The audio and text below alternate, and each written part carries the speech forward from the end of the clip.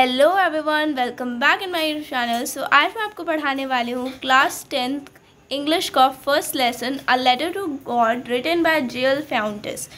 ठीक है, तो आज हम इसमें क्लास 10th की इंग्लिश का पहला लेसन पढ़ाने जा रहे हैं। तो वीडियो अच्छा लगे लाइक कीजिएगा और शेयर कीजिएगा और चैनल को सब्सक्राइब करना बिल्कुल मत भूलिएगा। तो चलिए वीडियो को स्टार्ट करते हैं।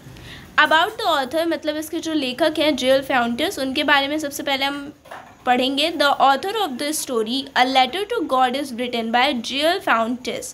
तो ये जो एक कहानी है, इसमें क्या बोला गया है, अ लेटर टू गॉड, मतलब पहला ये ऐसा लेटर था जो किसी इंसान ने भगवान के लिए डायरेक्ट लिखा था, और ये स्टोरी लिखी गई है J.L. Fountas के द्वारा।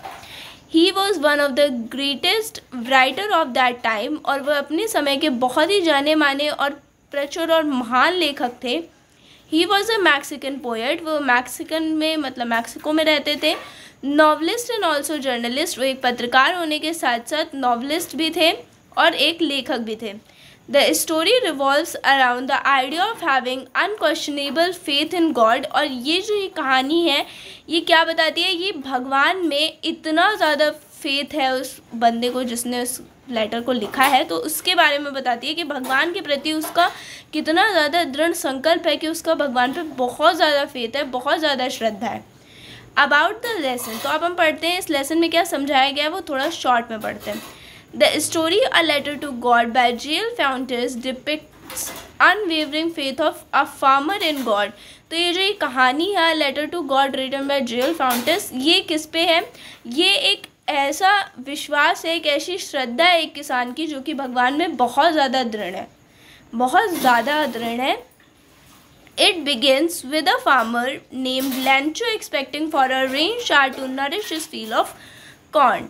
तो ये स्टोरी कहाँ से शुरू होती है, ये स्टोरी उस किसान के खेत से शुरू होती है जिसका नाम क्या है, लेंचो है। और वो क्या एक्सपेक्ट कर रहा है, क्या चाह रहा है, उसने आशा की है कि एक बहुत अच्छी सी बारिश होगी जो कि उसकी कॉर्न की मतलब मक्के की जो फील्ड होती है उसको बहुत अच्छे से शावर से नरिश करेगी और ज़्यादा अच्छी फसल देगी। He is confident that his harvest is going to yield his huge profits just like it does every year।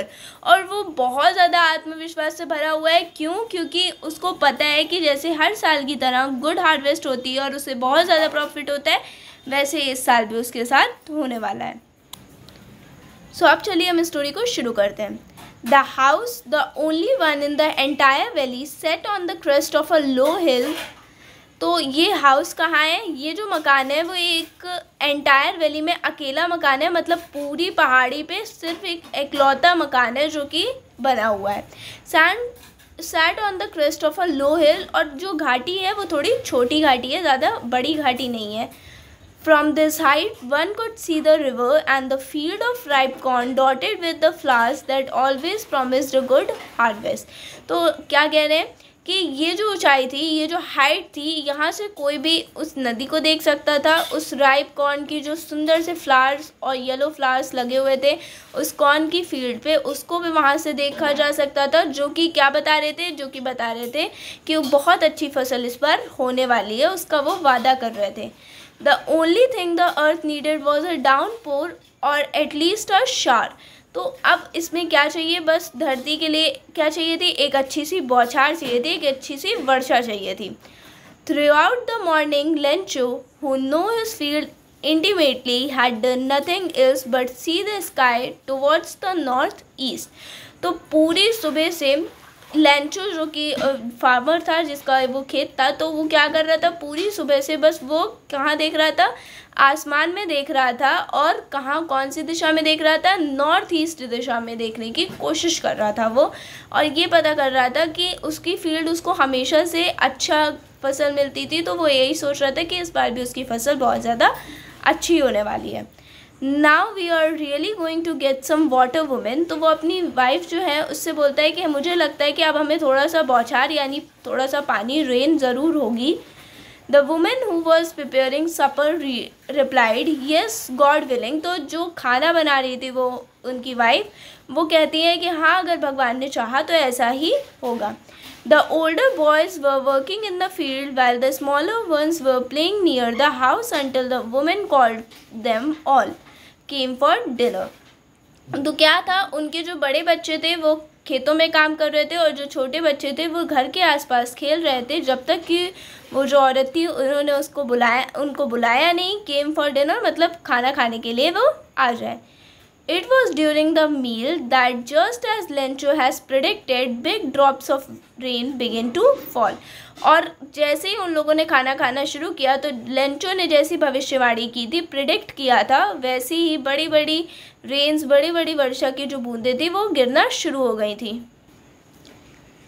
In the northeast, huge mountains of cloud could be seen approaching. और वहाँ पर जो बड़े पहाड़ थे उनकी तरफ से नॉर्थ ईस्ट से जो बड़े बड़े बादल आ रहे थे वो दिखाई दे रहे थे आते हुए। The air was fresh and sweet. और हवा कैसी थी, बहुत ही ज़्यादा अच्छी थी, ताज़ी थी और बहुत ही ज़्यादा सुंदर हवा चल रही थी। The man went out for no other reason than to have the pleasure of feeling the rain on his body, and when he returned he exclaimed, "These aren't raindrops falling from the sky, they are new coins. The big drops are 10-cent pieces and the little ones are 5s." तो वो जो Lencho था, जो farmer था, वो क्या करने बाहर निकला था, वो ये करने बाहर निकला था कि वो अपनी बॉडी पर उन रेन्स के शार्स को फील कर पा रहा था। और वो वापस आकर क्या कहता है कि ये कोई छोटी मोटी बारिश की बूंदें नहीं है, ये क्या है, ये आसमान से गिरते हुए सिक्के हैं।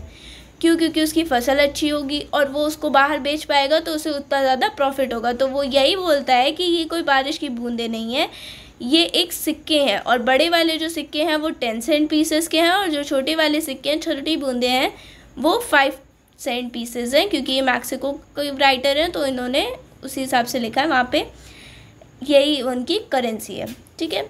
With a satisfied expression, he regarded the field of ripe corn with its flour draped in a curtain of rain.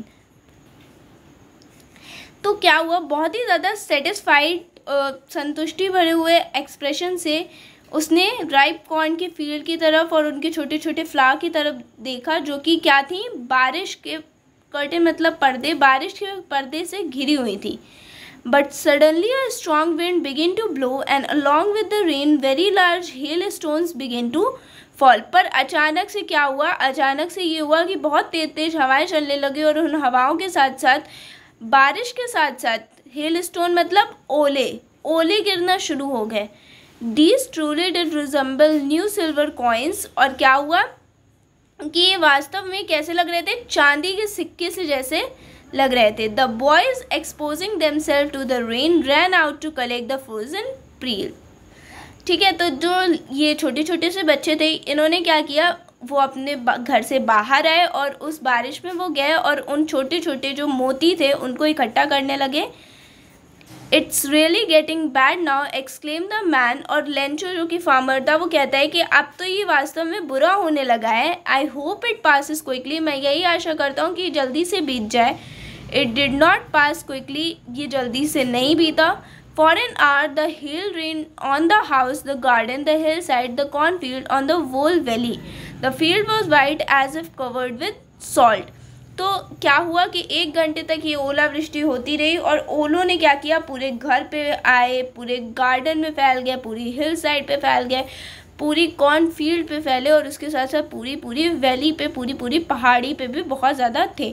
जब वो उसको फील्ड को देख रहे थे तो कैसी लग रही थी, ऐसा लग रहा था जैसे वो नमक से ढकी हुई है पूरी फील्ड, उसमें कुछ भी नहीं दिख रहा था, बस ऐसा दिख रहा था कि नमक से बिल्कुल वाइट लेयर से ढकी हुई है।